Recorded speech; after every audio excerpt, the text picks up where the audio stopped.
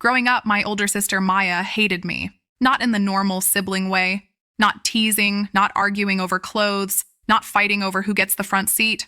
I mean, she truly hated me. She ignored me when I talked. She rolled her eyes every time I entered a room. If I got praised for anything, she would instantly ruin the moment. If I got good grades, she'd say I cheated. If relatives complimented me, she'd mention something embarrassing I did when I was younger. If my parents bought me anything, she'd accuse me of being spoiled. And the worst part, nobody ever stopped her. My parents always said the same thing. She's just moody. That's how sisters are. Don't be dramatic. So I grew up believing maybe I deserved it. Maybe I was annoying. Maybe I really was the problem. By the time I turned 16, I had learned to stay quiet. I stayed in my room. I avoided family dinners. I stopped sharing achievements. Because every happy moment I had somehow became ammunition for Maya. Then one night, everything changed. My parents were out at a wedding.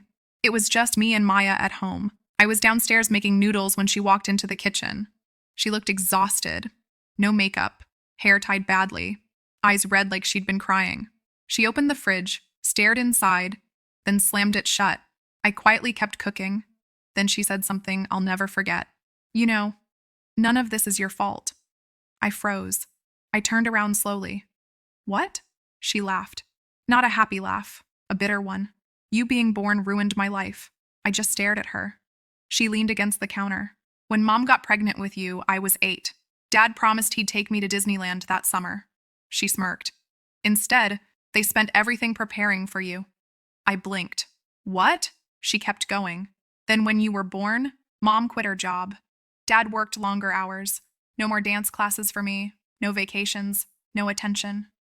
I didn't know what to say. She pointed at me. You took everything. I remember feeling something strange in that moment. Not anger, not sadness, just confusion. Because I was hearing a grown woman blame a baby for adult choices. I said quietly, I didn't ask to be born. That made her furious. She stepped closer.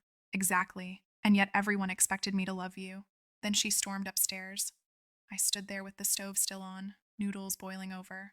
That night, I couldn't sleep, because suddenly, everything made sense. She never hated me. She hated what changed when I arrived. And I had become the easiest target. The next morning, I told my mom. She went silent. Then she cried. Actual tears. And said something even worse. She knows. I asked, knows what? My mom sat down and told me a story I was never supposed to hear. When Maya was little, she was the center of everything. My parents were young, struggling, but obsessed with her. Then my dad's business failed. Money disappeared. Stress entered the house. Their marriage got rocky. Right around the same time, my mom got pregnant with me unexpectedly. So in Maya's child mind, 2 things happened together. The family became unhappy, and I arrived. She connected them forever. My mom said they tried therapy once when Maya was 12, but Maya refused to speak. Then eventually everyone just adapted, meaning they let her treat me badly because confronting it was harder. I can't explain how painful that realization was. Not just that my sister hated me, but that every adult around me knew why, and did nothing. After that, I stopped trying to win her love. No more birthday gifts. No more covering for her. No more hoping she'd suddenly become kind. I became polite, distant, nothing more. And weirdly, that bothered her more than anything. She'd pick fights, make rude comments, try to provoke me, but I no longer reacted. Then came the family dinner that changed everything. It was my 18th birthday. Relatives were over. Cake on the table. Everyone smiling. My aunt asked where Maya was. She walked in late, sat down, and immediately said, "Can we not make a huge deal? It's just another birthday." The room got awkward. Normally I would stay silent, but this time I smiled and said calmly, "You've been mad at me since before I could walk. Aren't you tired?" The whole table froze. Maya's face went pale. She snapped, "What are you talking about?" I said, "You blamed a baby for your childhood. That's sad." Nobody moved. Nobody breathed. My dad actually put his fork down. Maya stood up so fast her chair fell backward. She screamed that I was manipulative, spoiled, selfish. Then she ran upstairs, and for the first time in my life, no one defended her. My mom quietly said, "We should have fixed this years ago." That night, relatives kept asking questions.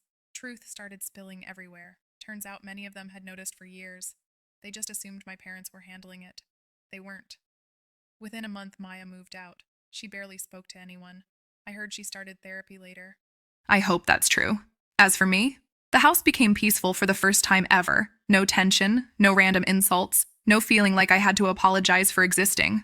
Months later, I got a letter in the mail. No return address. Inside was one sentence. I hated you because it was easier than hating them. No signature needed. I knew it was her. I read it 3 times, then threw it away, because maybe it explained everything. But it didn't erase anything. People think family pain always comes from monsters. Sometimes it comes from wounded people who are never forced to heal. And sometimes, the child they blame grows up and finally stops accepting it.